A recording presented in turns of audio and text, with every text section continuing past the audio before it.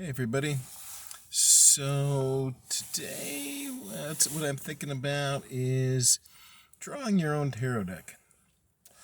The 19th century Order of the Golden Dawn gave a task to people who had reached the degree of Adeptus Minor, or 5 equals 6. They gave them a list of tasks that they had to do. And one of those, I'm not actually sure if the list I read was an official Golden Dawn list or whether it was just written up and published by Rigardi, who was giving advice to people who want to go that high. One of the things on the list was drawing your own tarot deck. Now, it's possible that that's just because, a magician should have a tarot deck, and they weren't being mass-produced. So if you wanted one, you had to draw your own. They didn't leave instructions that involve coming up with your own imagery or being an artistic genius or anything like that. They gave detailed instructions about what it should look like. If you want to get a look at those, I know the Cicero and Wang Golden Dawn decks follow the imagery that they prescribe fairly closely. The most famous decks to come out of the Golden Dawn, of course, are the Crowley, Harris, and the Rider White Smith, although they're not strictly by the book, literally by the book. But I think there's greater purpose than that, than just having a deck.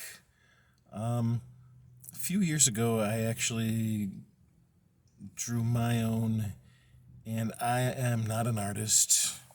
I haven't really ever shown anybody it because the art is not inspirational in any way, shape, or form. But doing it was a bonding experience with the deck.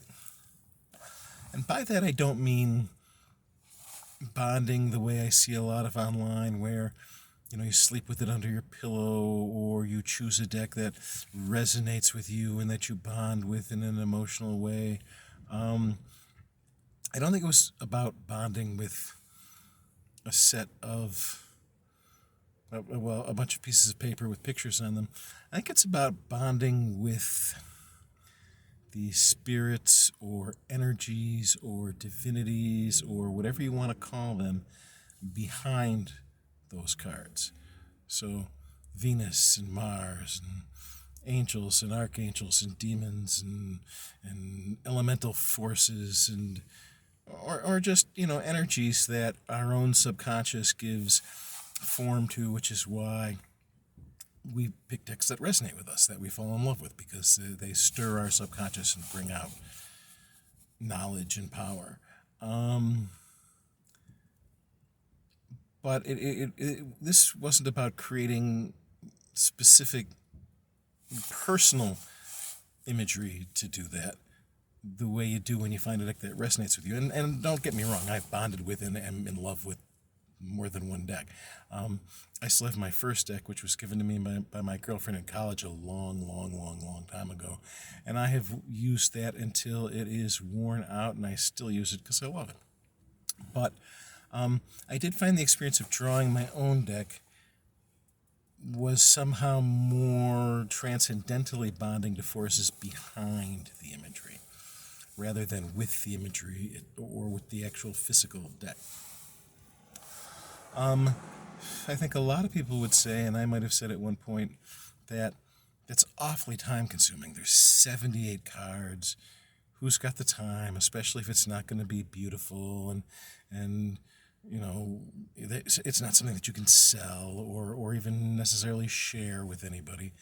But it actually wasn't that time-consuming. First of all, you don't have to really figure out how to make the actual pieces of paper. The U.S. Gaming Corporation that publishes the Rider-Waite deck publishes blank decks. You can buy a blank deck that's the same number of cards, the same size, even with the same backing as the Rider-Waite deck. which might not be what appeals to you, but it's available, and all you got to do is draw the cards on them. I didn't get overly creative with it. I did not create all new individualized imagery cards. I have since created a 78 card oracle deck that way, which again, the art is awful and I wouldn't show it. And all the images are deeply personal, so it's more for me than for anybody else. And I've done a few decks using pictures online that are certain themes. Like I've done a DC Comics and a Marvel Comics tarot deck. And I'm still toying with some other fictional worlds that might make interesting tarot decks. But this first one, I actually just I drew the major arcana, pretty much copying the major arcana of Paul Foster Case's deck, the BOTA deck, which you can see online if you look it up. And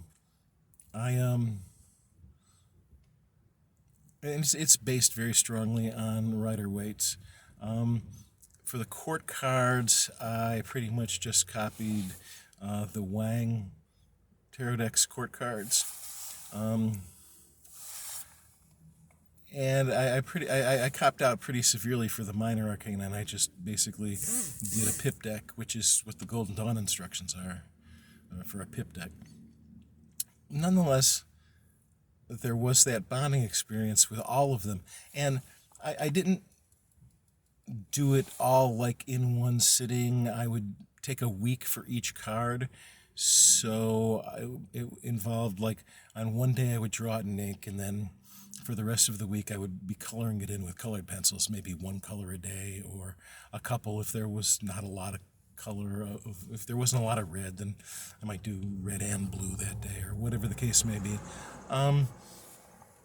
So, 78 weeks, I guess, is a very long time, but I never spent more than 10 minutes in any particular day working on it. So it was a very long-term project, but it was worth it. And for anybody who wants to feel that much closer to what goes on behind the scenes for a tarot deck, I certainly recommend it. You don't have to be ultra super creative. You don't have to be artistic. You just have to be willing to take the 10 minutes a day to work on it. You might find yourself getting creative. You might decide to do the whole thing again after you're finished, and this time be more creative. I think at some point I will probably draw another one where I do something different than what has gone before. Especially, I might do different than what I've done before with the minor arcana. But it's definitely